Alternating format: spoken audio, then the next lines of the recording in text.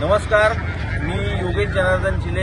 मी आता उभा आहे प्रभाग क्रमांक 7 कळंबोली पनवेल महानगरपालिकेच्या हद्दीमध्ये आणि माझ्यासोबत इथले प्रभाग क्रमांक 7च्या उमेदवार आहेत प्रियंका गाडे मॅडम आणि शिवम पाटील।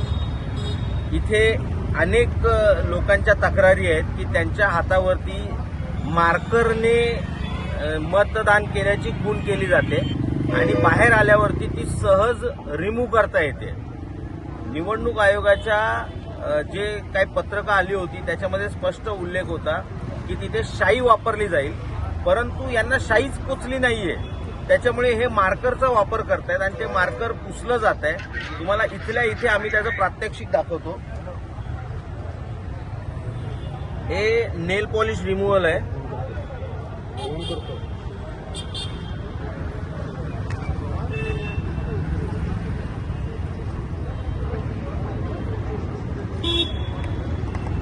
हे बघू, सहजच गेलं। हे बघा, क्लीन आहे, एकदम क्लीन झालंय। पुन्हा काय राहिलं? मतदान करू शकते असं झालं। परत वोट करू या आरामात पुन्हा जाऊन मतदान करू शकतात। तुम्ही विचार करा, बोगस मतदान करण्यासाठी स्वतः निवडणूक आयोग यांना किती मदत करते येते। आधीच बोगस मतदार नोंदवले, दुबार मतदार नोंदवले आणि आता त्यांच्या सोयीसाठी दोनदा मतदान त्यांनी करावं याच्यासाठी अशा पद्धतीने मार्करने मार्क केलं जातोय। आता तुम्हाला मी शाईने जे केलेलं आहे निकल गया।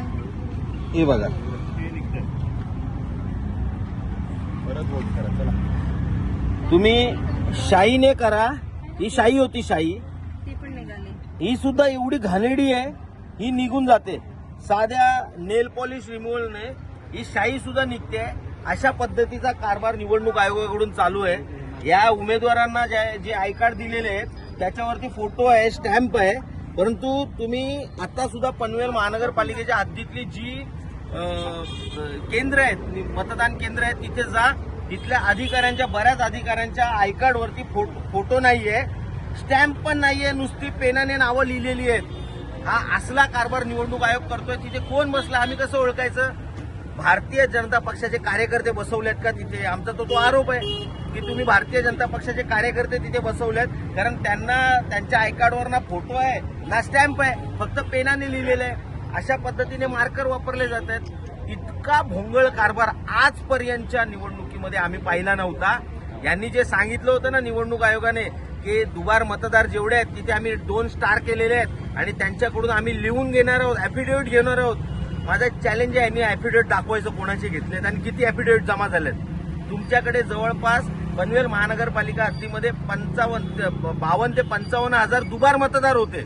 आता आम्हाला सुद्धा बघायचं आहे मतदान झालं किती, त्यातले ज्यांनी 2 स्टार केले होते अशा किती जणांनी मतदान केलंय आणि तुमच्याकडे ऍफिडेव्हिट जमा किती झाले आहेत ते।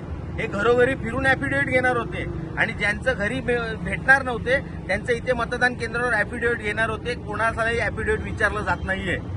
त्यामुळे माध्यमांनी याची दखल घ्यावी। अशा पद्धतीने निवडणूक आयोग निवडणुका घेते, हे महाराष्ट्रासाठी आणि निवडणूक आयोगासाठी लाजिरवाणं ठरतंय। जय हिंद, जय महाराष्ट्र।